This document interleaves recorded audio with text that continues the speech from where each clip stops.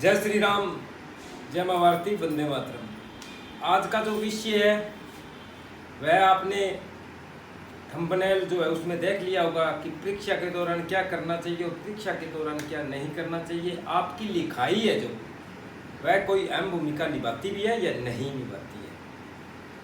परीक्षा में एक क्वेश्चन कैसे लिखने होते हैं, यह अभ्यास हमने स्वयं लिया है। हमने खुद परीक्षा दी है बैच 2020-21 के दौरान।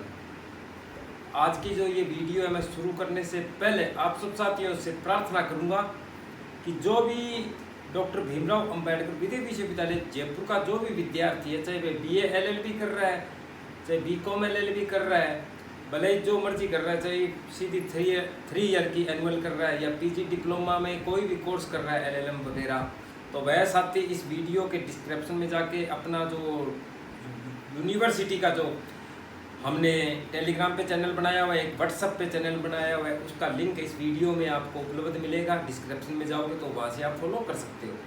साथियों, आज बात करेंगे अपने परीक्षा के दौरान। सर्वप्रथम तो परीक्षा में आपको बिल्कुल एकाग्र मन से रहना चाहिए। कहीं भी आपको अंडर प्रेशर ये ना हो, प्रश्न खोला और देखते ही प्रश्न पत्र देखा, देखने के साथ ही आपकी जो मनोविकृति है वह खत्म हो चुकी है। ऐसा नहीं होना चाहिए। क्या हो जाएगा, फेल ही होंगे, इससे बड़ा तो कुछ नहीं होगा। ऐसा तो है नहीं कि अगर मान लो कि हमारे नंबर कम आ गए तो विश्वविद्यालय हमारे खिलाफ चार्जशीट पेश दायर कर देगी, ऐसा तो कुछ भी नहीं है।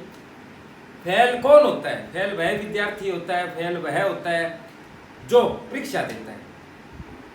आज अपने माता पिता कोई परीक्षा ही नहीं दे रहे तो ना तो वो फेल हो सकते हो ना वो पास हो सकते हैं। उसी प्रकार आपको चिंता नहीं करनी चाहिए, एकाग्र मन के साथ। अगर आपने मौके की जो कंडीशन बता रहा हूं मैं, अगर 2 क्वेश्चन आपने सही कर दिए ना सच्चाई में, तो आप यानी कि कुल मिला के ऐसा सोचिए, 2 क्वेश्चन अगर बिल्कुल परफेक्ट है और कॉपी में आपने 4 क्वेश्चन किए हुए मान लो 5 में से, तो आप लगभग पास हो जाओगे। ऐसा नहीं है कि भी आप बिल्कुल तुक्के मारते रहो। पूछा जा रहा है आपको भारतीय दंड संहिता 34 के बारे में बताओ, आप बता रहे हो वहां पे चोरी, लूट, डकैती, लूट होगी, डकैती होगी, फलाना। तो ऐसा नहीं चलेगा। सब साथियों से मैं प्रार्थना करूंगा कि कृपया करके लिखाई का तो बिल्कुल भी मत सोचना कि मेरी लिखाई गंदी है तो मैं फेल हो जाऊंगा या ये हो जाऊंगा, मेरी लिखावट में कुछ दम नहीं है। ऐसा कुछ नहीं होता। जिसने पेपर में एक्यूरेटेड सही किया है उसको नंबर मिलेंगे तो मिलेंगे। अगर किसी की लिखाई ज्यादा साफ हो तो इसका मतलब ये थोड़ी है कि भाई उसको तो 100 में से 100 मिलेंगे। चाहे उसने लिख गलत ही रखा है, उसने गलत लिख रखा है, उसका मतलब ये थोड़ी है कि उसने गलत लिख दिया, लिखाई बड़ी उसकी साफ है तो उसको नंबर मिलेंगे। ऐसा कुछ भी नहीं है। ये आपके मन का एक भ्रम है। कृपया करके इसको त्याग दें। जब भी प्रश्न करो, जब भी प्रश्न पत्र खोलो तो सर्वप्रथम आपके माइंड में एक चीज रहनी चाहिए कि प्रश्न पूछा कहां से जा रहा है, प्रश्न का औचित्य क्या है, प्रश्न का जो है कार्य क्षेत्र कहां तक पूछा जा रहा है। इसको ध्यान से प्रश्न पत्र को कम से कम 20 मिनट तक आप अध्ययन कर लो। आदि समस्या का हल तो जब आप प्रश्न पत्रों को देखोगे एकाग्र मन के साथ, उसी टाइम आदि समस्या आपकी हल हो जाएगी। ये मैं गारंटी देता हूं। शुरू में खोला प्रश्न पत्र, खोलने के साथ ही दिमाग को अरे मैं तो ये याद ही नहीं किया, मैं तो ये याद ही नहीं किया। अगर एक प्रश्न पहली नजर पड़ी आपकी, उसमें आप अगर माइनस पॉइंट में आ गए तो बाकी से प्लस पॉइंट में थे, वो पेपर आपका माइनस ही होगा। ये बिल्कुल क्लियर है, बिल्कुल स्ट्रिक्ट बात है ये। अगर पॉजिटिव सकारात्मक सोच के साथ परीक्षा दोगे तो बिल्कुल आगे बढ़ोगे। मैं स्पष्टता के तौर पे बोल रहा हूँ। लिखाई साहब का क्या मतलब है भाई? पूछ रहा है वो इंडियन पैनल कोड के बारे में, वहां हम लिखे जा रहे हैं कुछ और ही। वहां पे लिखे जा रहे हैं कि सिकंदर आया था, विश्व विजेता था, ये था। उसने पूछा काय के बारे में? उसने पूछा मुस्लिम लोग के बारे में। लिख रहा है कि ब्राह्मण आता है शादी करवाता है।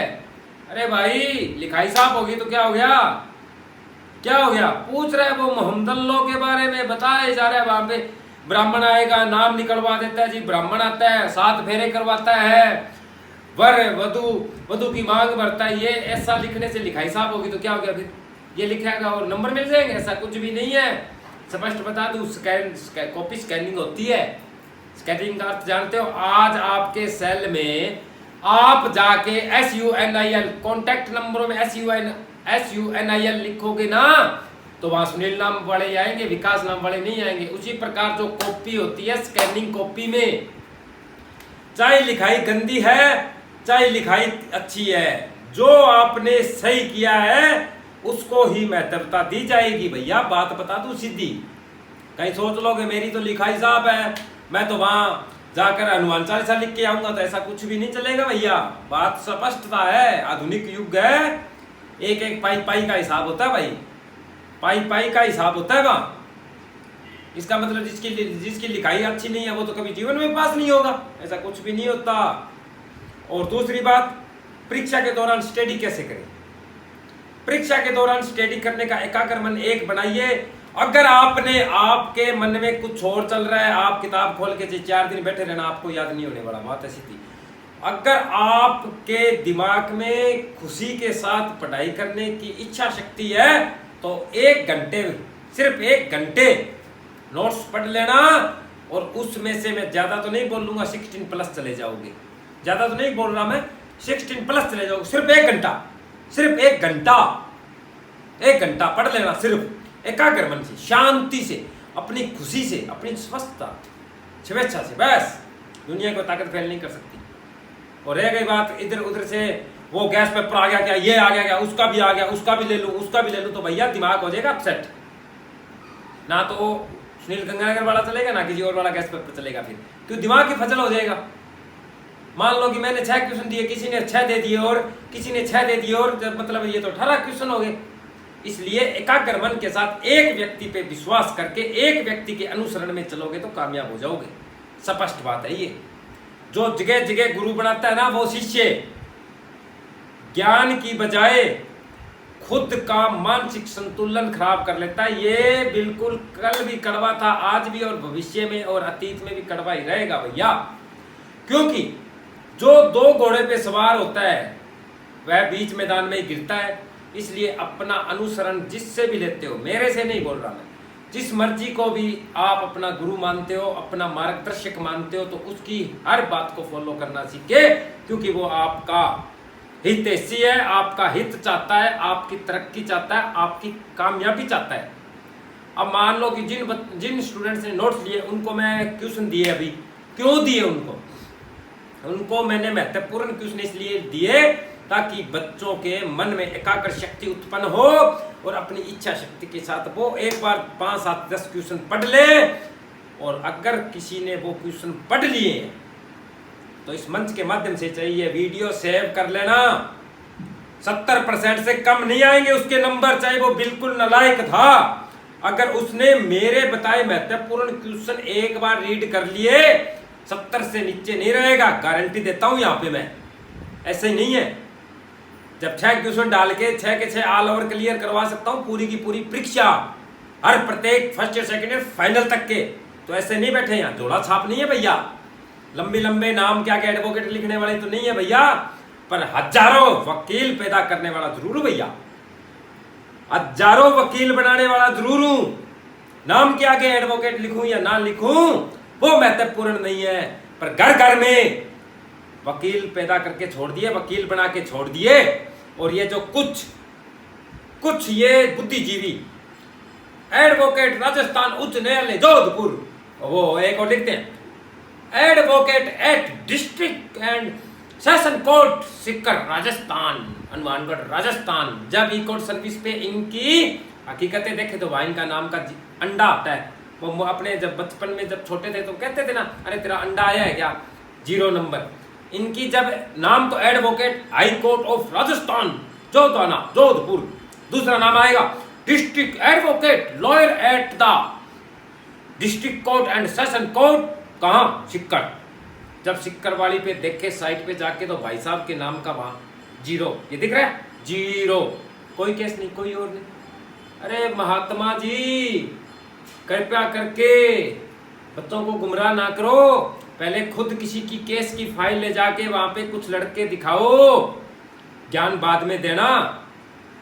और कोई मेरे बारे में सोच रहा होगा, ना भाई मैं राम जेठमलानी नहीं हूं, पर इतना तो वजूद मैंने जरूर बना लिया है मेरा कि एलएलबी से पहले भी वहां पे 250-300 फाइलें राजस्थान हाईकोर्ट जोधपुर भिजवा दी, और जिस दिन मन किया उस दिन सबके वकालतनामे, वहां मेरी जो निजियों की फाइल थी, मेरे मित्रों की फाइल थी, मेरे संबंधी जो फाइल थी, सबके वकालतनामे निकलवा के और खुद के वकालतनामे पेश करके और एक ही दिन में 250-300 केस की पैरवी का अधिकारी बन जाऊंगा। उसी दिन वजूद बनाइए, समतल पे रहिए भाई साहब। ऊपर बैठने वाला जब गिरता है ना तो आवाज बहुत होती है, इसलिए जमीन पे बैठ जाइए। इतना लंबे चौड़े तो चलो हमें ज्ञान नहीं है, कई भाइयों को तो बड़ा तकड़ा ज्ञान है, जब कोर्टों में जाके देखते हैं तो उनका कोई खड़का ही नहीं है वहाँ कुछ आना जाना नहीं है। और बाकी ये वीडियो देख के वो समझ गया होगा तो उसको विशेष तौर पे बता दूं, भाई साहब हाईकोर्ट ऑफ राजस्थान का नाम लेना आसान होता है, वहाँ पे वजूद बनाना तलवार की खंडे की धार होती है, जैसे वो तलवार की धार होती है, समझ गया, तलवार की धार पे आके और पाँव में बिना चप्पल पहने उस तलवार पे नाचने के समान होता है, पता है आपको। इसलिए परीक्षार्थियों को मैं एक बात और फिर बोल दूं दोबारा, चिंता करने की जरूरत नहीं है। जब गैस पेपर दूं तो नोट्स में से रट्टा मार लेना आंख बंद करके, जैसे वो तोता बोलता है ना, तोते को कोई बोले कि मिट्ठू चूरी खानी है क्या, तोता बोलता है मिट्ठू चूरी खानी है क्या। जब मैं गैस पेपर दूं, जिन बच्चों ने नोट्स लिए हैं तो इस मंच के माध्यम से खुला बोल रहा हूं, हमें कोई डरने की आवश्यकता नहीं है। रट्टा मार लेना उन ट्यूशनों का, रट्टा लगा के और पेपर में ठोकाना। दुनिया की कोई ताकत नहीं है जो आपको फर्स्ट डिवीजन से पास होने से रोक दे। क्या बात कर रहे हो, कच्ची गोलियां नहीं खेली। एलएलबी तो अब करी है, उससे पहले तो वजूद बना चुके हैं, फैकल्टी ऑफ लॉ में वजूद बना चुके हैं। तो सब साथियों से नम्र निवेदन रहेगा, परीक्षा के टाइम डरने की आवश्यकता नहीं है। फेल कौन होता है? फेल वो होता है जो परीक्षा देता है। अरे परीक्षार्थी जो होता है, अनुत्तीर्ण कौन होता है? परीक्षार्थी अनुत्तीर्ण होता है। इसमें क्या बड़ी बात होगी, क्या बड़ी बात होगी? कोई बड़ी बात नहीं है। मैं तो एक बार खुद फेल होना चाहता हूं, सच्चाई में सप्लीमेंट्री लिए मैंने तो एमए में। अरे देखे तो सही भाई, कल को ये ना कह दे कोई भाई इसकी सप्लीमेंट्री नहीं आई, कल को मैं तो मेरी आने वाली नस्लों को बताऊंगा भाई एमए में एक सब्जेक्ट में सप्लीमेंट्री ली है। ऐसा कोई कार्य नहीं है जो हम ना करें, सब कार्य करके देखने चाहिए। इसलिए एकाग्र मन से जो गैस पेपर जारी करूं, बिल्कुल आंख बंद करके वो के वो क्वेश्चन, अगर आपको कोई प्रचंड शक्ति आके बोल दे कि ये क्वेश्चन नहीं आएंगे तो भी आप उस बात का विश्वास मत करना। स्पष्ट कि वो के वो आएंगे, बात खत्म है। कहानी खल्लास, जो मैं दूंगा वही आएंगे, बात खत्म है। अब कईयों के आग लगेगी, जेलियस होगी, तो भाई मैं आग लगाने के लिए तो पैदा हुआ हूं। स्पष्ट तौर पे, स्पष्टता के साथ, कहीं डरने की जरूरत नहीं है। एकाग्र मन से तो 1 घंटे बहुत है। अगर मन एकाग्र नहीं है, मन में चिंता है, भय है, तो भले 10 दिन पढ़ते रहना, कोई फायदा नहीं है। तो नमन निवेदन रहेगा कि हो सकता है इस वीडियो से 99% बच्चे तो संतुष्ट हो ही जाते हैं, बाकी 1% तो अपने जन्म से संतुष्ट नहीं है। तो उनको मैं संतुष्टि करने का ठेका नहीं ले रखा मैंने।